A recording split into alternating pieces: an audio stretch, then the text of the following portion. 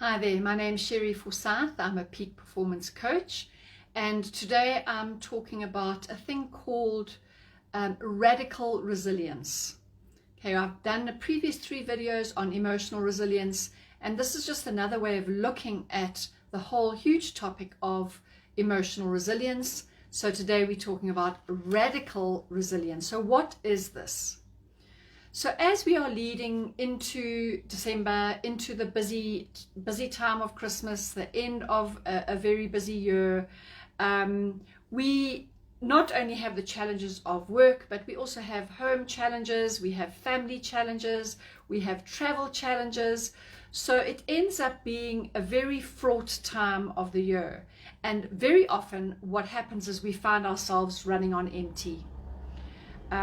Because of our busyness at work, because of our family commitments, we're running on empty. And then add to that our negative thoughts and beliefs about ourselves and how useless we are. And I'm sure you all know the thoughts that I'm speaking about.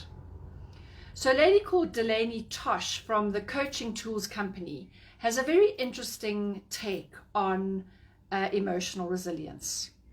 And she says that if we have a deep well of resilience leading into this very busy time, or any busy or traumatic time, then we're going to cope with it much better. Okay, so I'm going to say that again. If we go into a busy time and our well of resilience is already full, then we'll cope that much better when the tough times come. And how do we do that? It's by managing our energy. Okay, so I'm going to draw for you a chart that I draw for lots of my clients regarding energy. So imagining that that is a bucket of energy. And initially our energy is sitting right at the top here. But then life happens and our energy gets depleted. In other words, we have a hole in our bucket, and this hole could be work, could be traveling, it could be worrying about a sick parent. There are lots of things, okay, that it could be. So when we have those holes in our bucket, instead of our energy being right at the top level here, what happens is it gets lower and lower and lower and lower until we get right to the bottom of the barrel. Some of you might already be there right now.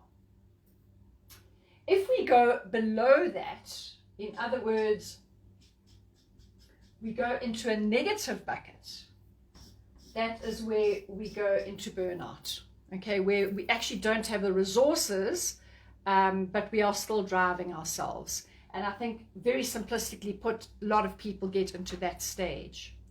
So how do we increase our energy levels again? How do we get them to move from the bottom of the barrel back up to the top? Okay, this is where we're wanting our energy to be, right at the top. And the way we do that is by doing anything we love. Okay, anything that we love to do that's exciting,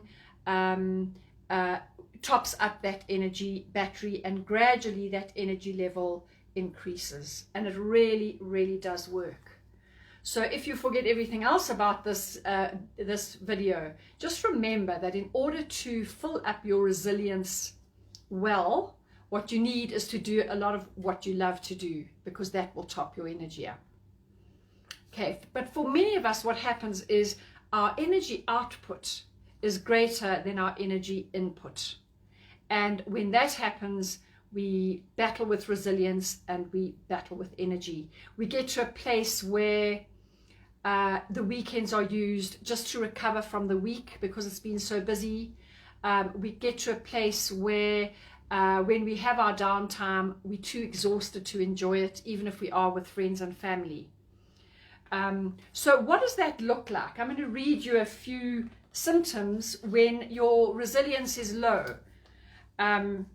So what is available when your well of resilience is deep and replenished? Okay, this is what we are able to do.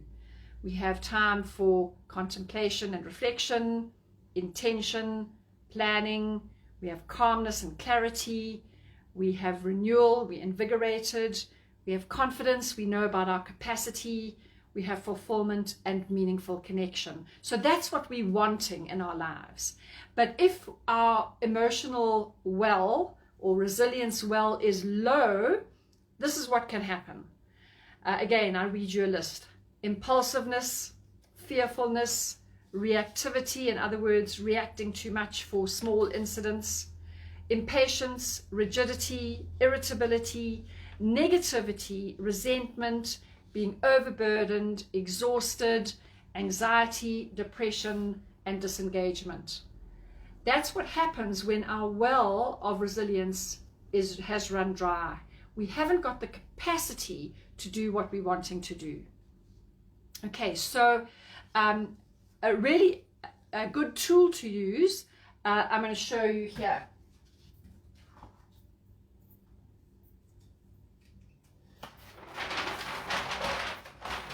Okay, it's called the resilience wheel, and there are 4 main areas to it.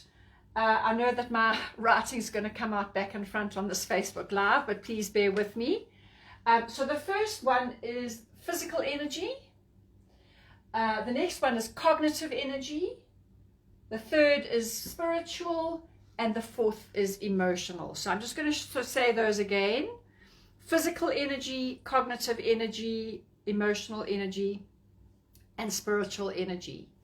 And then when you make your own wheel, each one of these 4 areas you divide into 4 different areas, and that is, we're going to be able now to evaluate how well you are in your resilience. So have a notebook ready. Under the physical energy, what we're going to have is, the one is sleep. How healthy is my sleep? The second one is cardio and strength or fitness routines. The third one is your diet and your hydration. So in other words, your intake, your food and your water. And then the third one is, do you take regular renewal breaks throughout the day? Okay, so that would then fit into the area under physical. Under cognitive energy, the 4 areas that we're going to be evaluating are: 1 is a mindfulness practice, 2 is visualization, 3 is nourishment, sleep habits that support optimal brain activity, and the last one is mentally preparing yourself for your day. Under emotional energy, the 4 things we're going to be measuring are engaging your inner sage while recognizing inner critics. So in other words, what are your thoughts telling you? Again, healthful sleep habits, so that we have lots of recovery, we wake up refreshed, and our body is working really well. The third one is limiting beliefs and how positive I am. And the last one, again, is a mindfulness practice. And under the 4th heading of spiritual energy, these are the 4 areas that we're going to be evaluating: connection, what your values are, what your vision is for your life, and what your life purpose is. Okay, so if you're wanting to see how well you are topping up that battery, how well you are topping up that well of emotional resilience, then this resilience wheel is a lovely way for you to be able to have a look and see how you're doing. So once you've divided your wheel into the 4 areas, the way you then evaluate yourself is, so in this particular area, I'm going to evaluate myself as maybe an 8. Okay, so I'm going to draw an 8, where this in the middle of the spoke of the wheel is 0, and the outside of the circle is 10. So I'm giving myself 8 out of 10. This one might be 2 out of 10. Okay, this might be about 4. I think you guys get the picture. Okay, and then the closer the closer your score is to the middle of the spoke, the worse you are doing. Okay, so what we're looking at is that we're trying to get this resilience wheel where a lot of our scores are on the 8, 9s and 10s. So by breaking it down into the 4 categories and then the 4 areas within each category, it gives you a very clear way of how can I fulfill, how can I top up my emotional resilience. And so the term radical resistance was coined. Once again, what is it? It's when we're looking at our energy management. So if our energy output is greater than our energy input, we're going to be in trouble. So putting it all together, if we know we're heading for a busy or very stressful time, what we need to do is make sure our well of resilience is topped up. And the way we top it up is by doing things we love. So I hope that talk has been of benefit to you. As always, please feel free to contact me if you need a little bit more information, or if you're wanting to put a note in the comment box below. And thank you as always for joining me.